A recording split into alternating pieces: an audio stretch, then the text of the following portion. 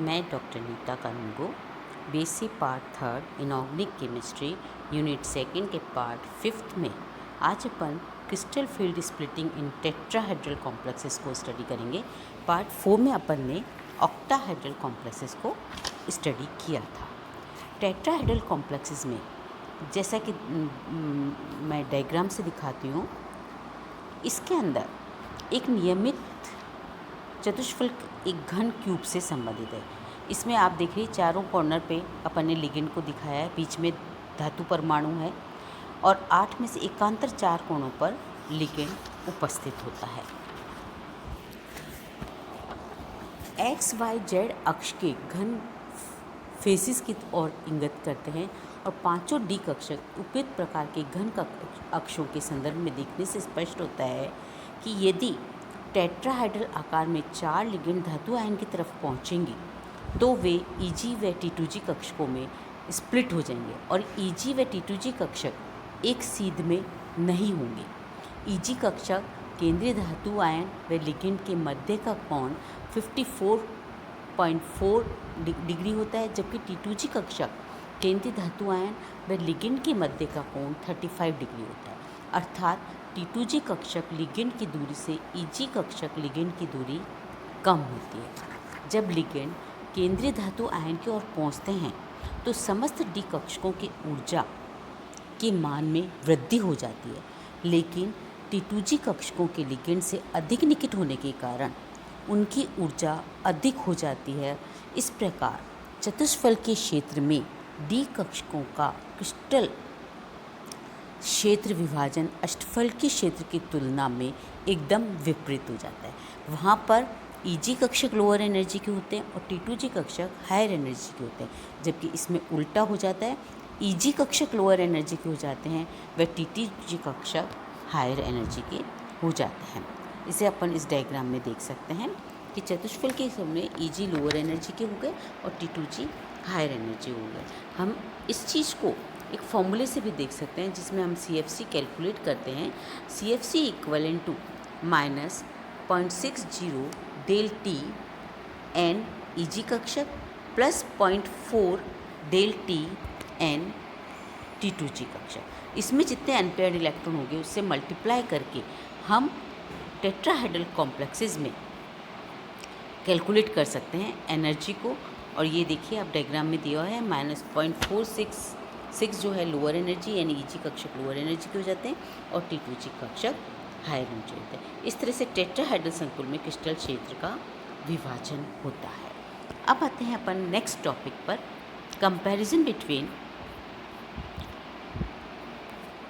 Tetrahedral and octahedral crystal field splitting energy.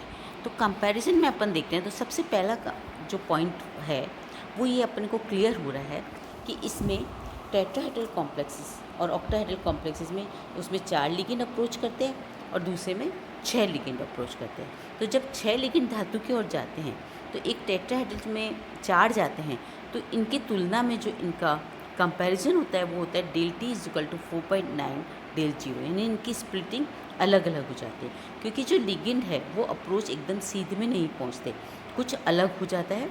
एक सीध में नहीं होते तो प्रतिकर्षण कम होता है और इस कारण इनकी वजह से क्रिस्टल क्षेत्र विभाजन लगभग 2/3 रह जाता है। तो अतः कुल मिलाकर अष्टफलकीय लिगेंड क्षेत्र में विभाजन डेल जीरो की तुलना में चतुष्फलकीय लिगेंड क्षेत्र में विभाजन डेल टी का मान लगभग 4.90 हो जाता है, जो हम इस फॉर्मूले से देते हैं। रिलेशन बिटवीन एक tetrahedral complex and octahedral complex, and del t denote कर रहा है टेट्राहेड्रल के लिए और डेल जीरो फॉर ऑक्टाहेड्रल के लिए डिनोट किया जाता है। और इसे हम डायग्राम से भी दिखा सकते हैं। आप डायग्राम में देखिए कि जो टेट्राहेड्रल कॉम्प्लेक्सेस और ऑक्टाहेड्रल कॉम्प्लेक्सेस में स्प्लिटिंग ज़्यादा बताइए और टेट्राहेड्रल कॉम्प्लेक्सेस में स्प्लिटिंग कम होती है। तो इस तरह से इसको हम डायग्राम से भी दिखा सकते हैं। दूसरा पॉइंट जो आता है इसमें कि अष्टफलकीय संकुल में बनते समय यदि लिगेंड दुर्बल है तो डेल जीरो का मान कम होगा और यदि लिगेंड प्रबल होने की स्थिति में है तो डेल जीरो का मान हाई होता है, जिसमें ईजी व टी2जी कक्षों के मध्य का ऊर्जा अंतर अधिक हो जाता है। डेल जीरो का मान उच्च होगा तो यानी इनके बीच में डिफरेंस जो होता है कम होगा और इलेक्ट्रॉन युग्मित होकर लो स्पिन वाले कॉम्प्लेक्सेस ही बनते हैं, क्योंकि एनर्जी डिफरेंस ज़्यादा है तो पहले लो स्पिन कॉम्प्लेक्सेस बनेंगे, हाई स्पिन कॉम्प्लेक्सेस नहीं बन पाएंगे।